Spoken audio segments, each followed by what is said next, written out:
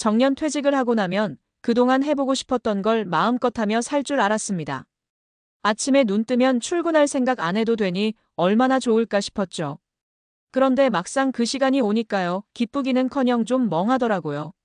할 줄 아는 게 회사 일밖에 없다는 생각이 드니까요. 갑자기 내가 무쓸모처럼 느껴지고 하루하루가 괜히 길고 시간이 많아졌는데 마음은 더 허전해졌습니다. 그런 저를 다시 살아 움직이게 만든 게 바로 블로그였습니다. 그것도 아내 몰래 시작한 블로그. 처음엔 그냥 심심해서 시간 때우려고 시작했는데 이게 웬걸요. 지금은 오히려 퇴직 전보다 더 바쁘고 하루가 짧습니다. 돈도 조금씩 들어오고요. 무엇보다 나도 아직 쓸모 있는 사람이라는 자존감이 생겼어요. 이야기 들어보시겠어요? 은퇴, 자유의 시작일까? 불안의 시작일까? 우리가 은퇴를 꿈꿀 때 흔히 상상하는 건 여유로운 아침, 낚시, 여행, 손주와의 시간 이런 그림입니다. 그런데 현실은 좀 다릅니다.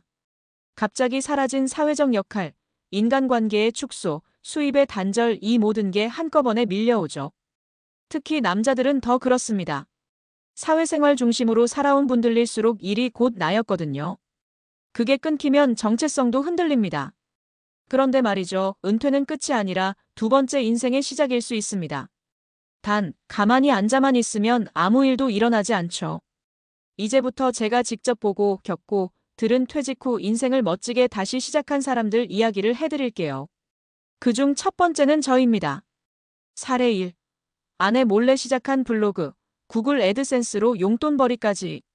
저는 61세에 퇴직했습니다. 무려 35년간 한 직장에서 일했죠. 평생 회사밖에 모르던 사람이었어요.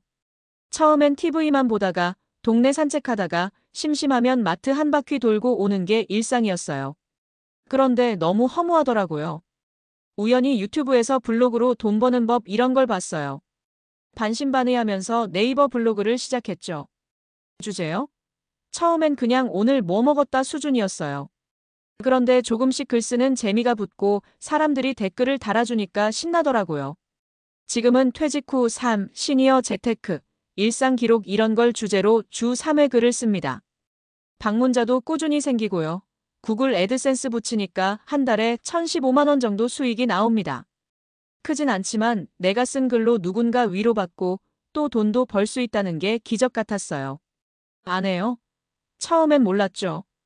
어느 날 말했더니 당신이 글을 써? 하며 깜짝 놀라더라고요. 지금은 오히려 블로그 주제 아이디어도 같이 내줍니다. 가끔은 같이 사진 찍으러 나가기도 해요. 블로그 덕분에 삶의 활력이 다시 생겼습니다. 사례 2. 마을버스 기사로 인생 2막 매일이 출근이 기다려져요. 제 친구 중엔 퇴직하고 무기력해지던 사람이 하나 있었어요. 이 친구는 늘 나는 운전이 제일 편하다고 했던 사람인데 어느 날 마을버스 기사 채용 공고를 보고 무작정 지원했대요. 나이 때문에 걱정했지만 성실하고 사고도 없던 친구 성격 덕분에 합격. 지금은 하루 6시간 일하고 월급 18만 200만 원 정도 받습니다. 돈도 돈이지만 무엇보다 매일 일어나서 갈 데가 있다는 게 그렇게 좋답니다. 퇴근하고는 동네 아이들과 인사 나누고 탑승객들한테 사탕도 챙겨주면서 얼굴에 웃음이 늘었어요. 출근이 기다려지는 건 처음이야라는 말이 인상 깊었어요. 퇴직이 종료가 아니라 새로운 시작이 될 수 있다는 걸 이 친구가 보여줬죠. 사례 3. 손맛 하나로 유튜브 10만 구독자, 김 여사의 반찬 일기. 이건 제 처형 이야기입니다. 요리는 잘하지만 디지털에는 영 꽝이던 분이었어요. 그런데 어느 날부터 조용히 핸드폰을 들여다보더라고요. 알고 보니 손주 도움받아서 유튜브를 시작했더라고요. 이름도 재밌습니다. 김 여사의 반찬 일기. 처음엔 허둥지둥하면서 영상 찍고 목소리도 어색했는데 이제는 편집도 제법 익숙해졌어요. 반찬 만드는 모습, 장 보는 꿀팁, 김치 담그는 비법 같은 걸 공유하는데 사람들이 공감하더라고요. 지금은 구독자 10만 명, 광고 수익도 쏠쏠하고 반찬 판매 문의까지 옵니다. 무엇보다 좋은 건 할 일이 생기니까 몸도 마음도 건강해졌다는 거예요. 예전엔 그냥 낮잠 자고 TV만 보던 분이 지금은 매일 내일은 무슨 콘텐츠 찍지? 하며 일기를 쓰십니다. 가족들도 깜짝 놀랐어요. 은퇴 후의 진짜 자유는 의미 있는 시간을 채우는 것. 퇴직은 끝이 아닙니다. 그동안 바쁘게 달리느라 미뤄둔 내 삶을 다시 마주할 기회입니다. 그런데 이 시간을 어떻게 보내느냐에 따라 인생 이막은 완전히 달라집니다. 어떤 분은 늦었다고 말합니다. 하지만 지금이 제일 빠른 때일지도 몰라요. 블로그든 유튜브든 파트타임 일이든 소소한 취미든 의미 있는 시간을 보내는 방법은 정말 많습니다. 중요한 건 시작입니다. 처음엔 서툴고 느리고 남들 눈치도 보일 수 있어요. 하지만 분명한 건 작은 시작이 삶을 통째로 바꿔줄 수도 있다는 거예요. 마무리하며 당신도 할 수 있습니다.